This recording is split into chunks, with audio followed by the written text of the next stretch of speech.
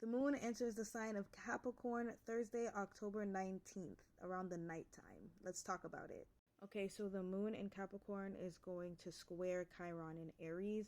So we're going to be learning how to heal from our wounds, from our mistakes. I want to say with that square, don't be too hard on yourself, especially when the moon is in Capricorn. We're going to get on melancholy, and Capricorns tend to be really hard on themselves, really strict on themselves, ruled by Saturn. So just don't be hard on yourself. The moon is also going to trine Lilith in Virgo. So this is the gift of shame, the gift of embarrassment.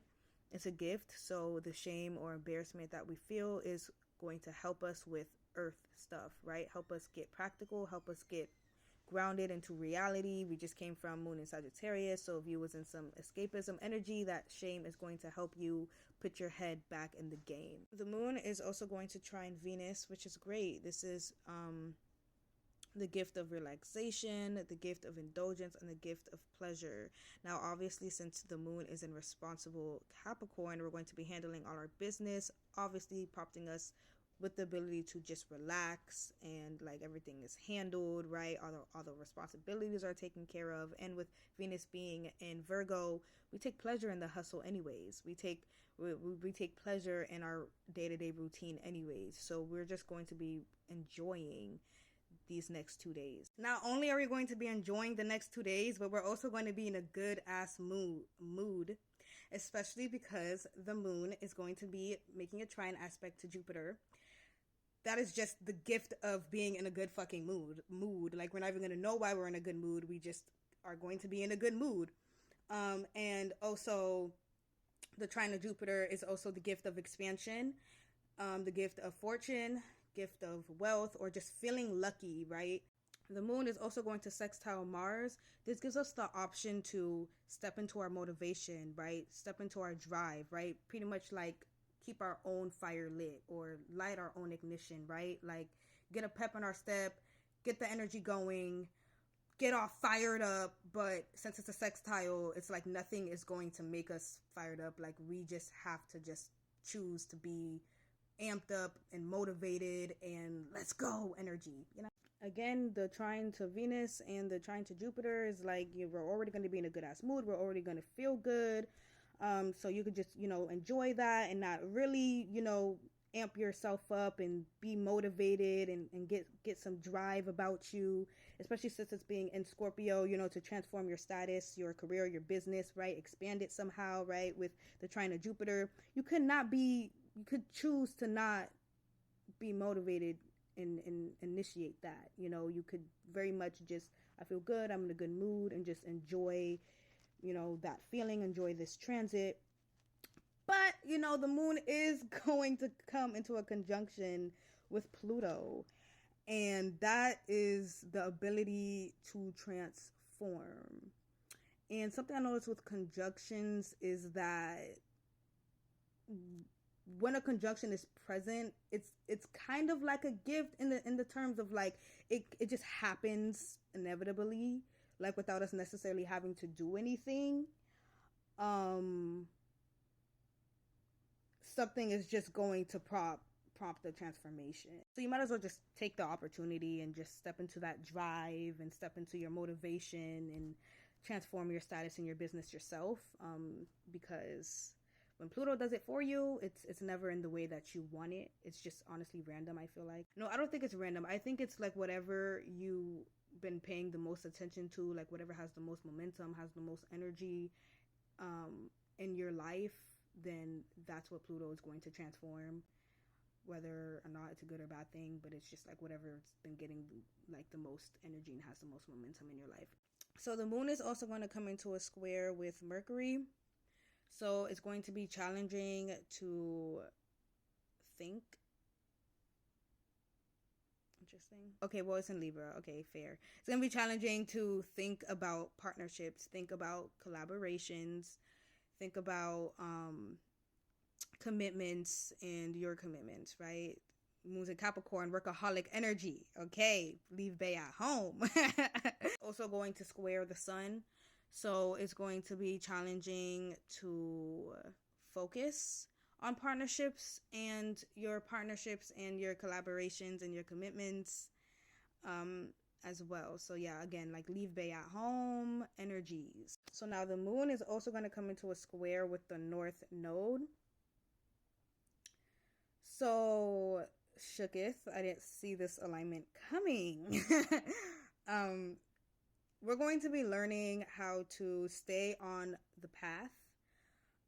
Now it's trining Jupiter, so it's, you know, the gift of spirituality, right? So it's like pretty much like we're going to be staying on our spiritual paths pretty easily without really having to try.